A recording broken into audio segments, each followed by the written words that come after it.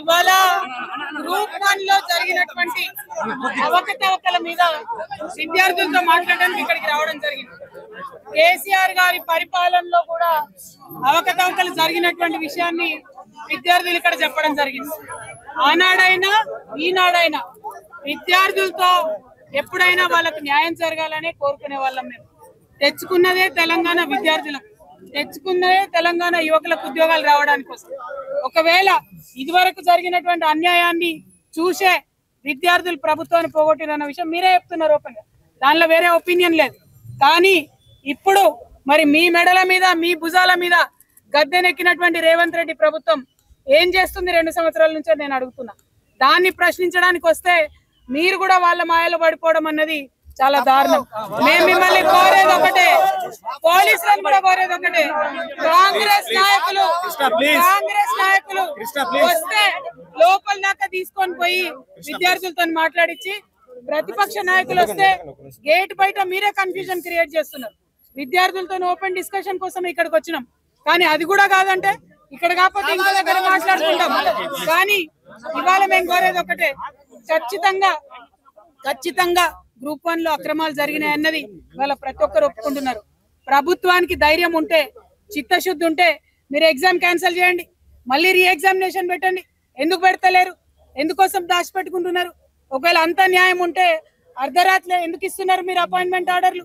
ఇచ్చినటువంటి అపాయింట్మెంట్ ఆర్డర్లలో కనీసం ఇక్కడ ఉన్న ప్రతి విద్యార్థి ఛాలెంజ్ చేస్తున్నాడు, మా పేపర్లు మేము ఇస్తాం, మీరెవరైతే ర్యాంకర్స్ ఉన్నాయో వాళ్ళ పేపర్స్ ఇవ్వమని అడుగుతున్నారు. ఎందుకు వెనక్కిపోతుంది ప్రభుత్వం? ప్రతిభ ఉండి ధైర్యం ఉండి కరెక్ట్ గా ఎగ్జామినేషన్ రాసినటువంటి విద్యార్థులు ఛాలెంజ్ చేస్తుంటే ఎందుకోసం ప్రభుత్వం వెనకపోతా ఉంది? మేము ఇవాళ కోరేది ఒకటే, అర్హత లేని వారికి ఉద్యోగాలు రావడానికి వీలు లేదు. ప్రత్యేకంగా ప్రెసిడెన్షియల్ ఆర్డర్ ని తుంగలో తొక్కి నాన్ లోకల్ పేరు చెప్పి 8 మంది పైచిలకు ఆంధ్ర ప్రాంతం వాళ్ళని తీసుకొచ్చి ఉద్యోగాలు ఇచ్చిర్రు. మేము ఆంధ్రోళ్ళకు ఉద్యోగాలు రావాలని ఉద్యమాలు చేయలే, తెలంగాణ బిడ్డల కోసం ఉద్యమాలు చేసినాం. మా వల్ల తప్పై ఉండొచ్చు, ఆ ప్రభుత్వంలో నేను కూడా భాగస్వామిగా ఉన్నా, తప్పు జరిగి ఉండొచ్చు. మనలో మనం తెలంగాణ వాళ్ళం తప్పు సరిదిద్దుకోవాలి.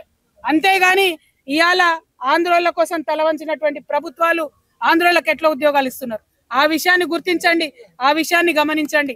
తప్పులు మనం చేద్దాం, అవసరమంటే మనమే సరిదిద్దుకుందాం. ఇంకొక అంశం, ఖచ్చితంగా అవినీతి జరిగింది, ఖచ్చితంగా ఉద్యోగాలు అమ్ముకున్నారు. ఇవాళ కాకపోతే రేపు ప్రూవ్ అవుతుంది. కానీ ఇవి ఫేస్ చేసే ధైర్యం లేకనే ముఖ్యమంత్రి గారు కోర్టులకు పోయి, డివిజన్ బెంచ్లకు పోయి, సుప్రీం కోర్టుకు పోయి పేద విద్యార్థులతోని ప్రభుత్వం తలబడుతుంది. న్యాయమా ఇది? కరెక్టేనా? ఒక్కొక్క లాయర్ లక్షలు తీసుకొని వస్తాడు, అటువంటి వాళ్ళని తీసుకొచ్చి మీరు పేద విద్యార్థుల మీద ప్రయోగిస్తారా? మరి ఇవాళ అదే విద్యార్థుల దగ్గర రాహుల్ గాంధీ వచ్చింది.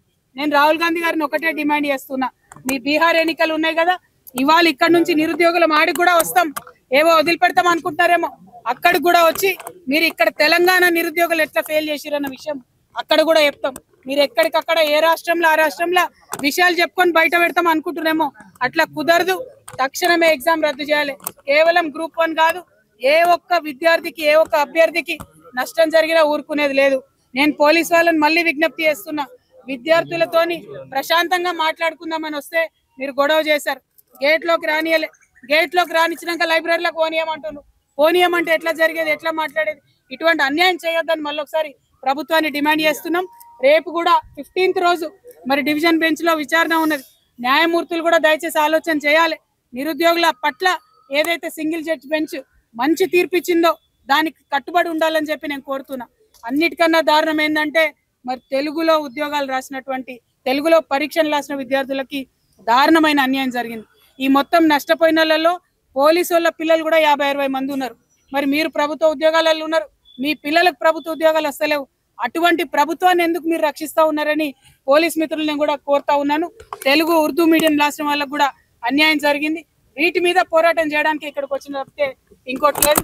ఇదివరకు ప్రభుత్వాలు అన్యాయం చేసినందుకే ప్రభుత్వాలు మారినాయి. ఈ ప్రభుత్వం అన్యాయం చేస్తే ఈ ప్రభుత్వం కూడా నిలబడదు. జాబ్ క్యాలెండర్ ఏదైతే ఇస్తామని చెప్పినారో అది ఇవ్వాలని కూడా డిమాండ్ చేస్తున్నాం. 2 లక్షల ఉద్యోగాలు ఇస్తామని చెప్పిండ్రు, 50,000 పాత నోటిఫికేషన్లే మళ్ళీ ఇచ్చిండ్రు. మరి కొత్తగా ఒక్క ఉద్యోగం కూడా వేయలేదు. ఎందుకోసం అని చెప్పి క్వశ్చన్ చేస్తా ఉన్నాం. ఇది ఇక్కడితో వదిలిపెట్టబోము. రేపు ఒకవేళ డివిజన్ బెంచ్ లో మనకు అనుకూలంగా తీర్పు రాకపోతే సుప్రీం కోర్టు వరకు కూడా నిరుద్యోగుల వెంట మేము నడుస్తామని ఈ సందర్భంగా తెలియజేస్తూ ప్రభుత్వం భేషజాలకు పోవద్దు, గ్రూప్ 1 రద్దు చేయాలని మరొకసారి డిమాండ్ చేస్తున్నాం. జై తెలంగాణ, జై